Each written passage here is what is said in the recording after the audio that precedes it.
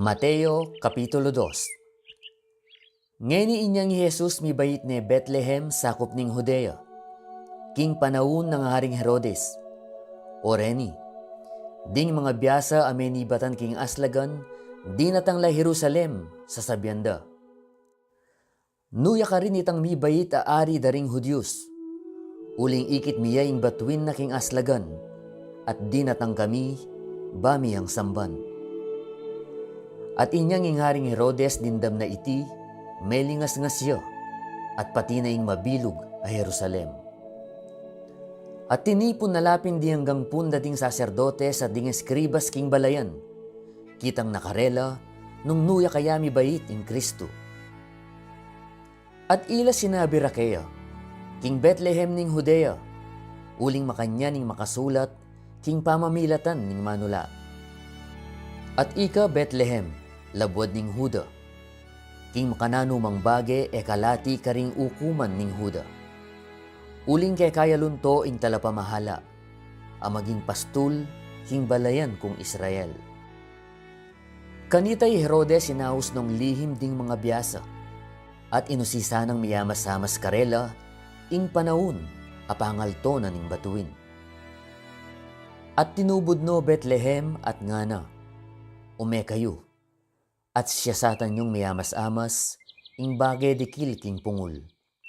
At panakit tsukeya, pabalo yu kanako, bakya namang ayan, at samban ke. At ila kay ba't ding pekeramdaman ning ari, meko nala, at oyni, ing batuin ay ikit daking aslagan, mumunaya karela, ang ganyang mira siya, at tinok nang iya, tulid ding kabibilyan na ning pungul. At inyang ikit de ing batuin, binalang mesaya. At linublabale, at ikit de ing pungul, pati imariyang induna, at may manyiklawudla, at simbande. At pangabuklat na ning karelang pebandyan, inahinda kaya ing lamakda, ginto, at insienso, at mira. At antining iniwara no ning Diyos king pamanagimpan, king eno mibabalik kang Herodes, minuli laking labwadda, king aliwang dalan.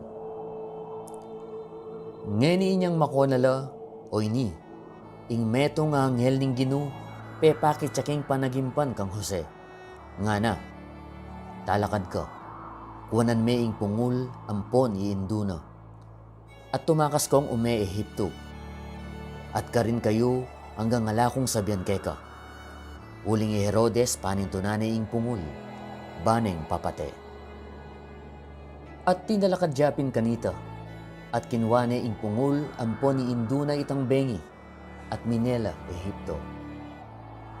At karin niya ang gaking kamatayan ng Herodes, ban matupad ing sinabi na ning Ginu, king pamamilatan ning manula, nga na, inawas kay Ehipto, ing anak ko. Kanitapi ni Herodes, inyang ikit ng biniru reding mga biyasa, mikas buyang bina, at mitubod yang kawal, at pepapatenongan di hanggang anak kalalaki ka rin king Bethlehem, at king hanggang sakop na.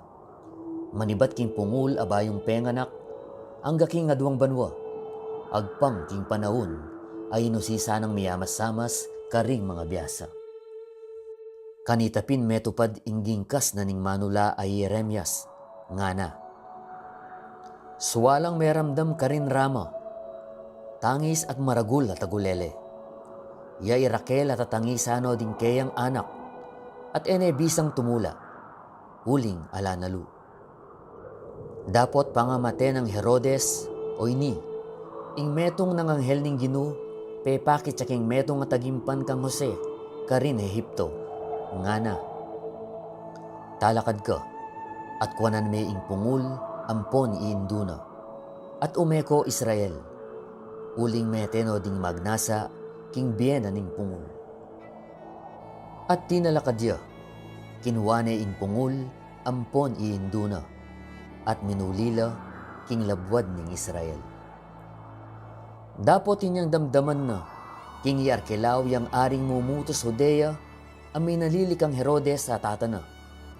Mirin na niyang takot umeka rin. At ang tining iniwara ni ning Diyos king meto nga tagimpan, minuliya king sakop ning Galilea. At mira siya ka rin, menok na nga niya king meto nga syudad, aw sandang Nazaret. Bang matupad ing mesabi, king pamamilatan ning manula, king mipalagwan niyang Nazareno.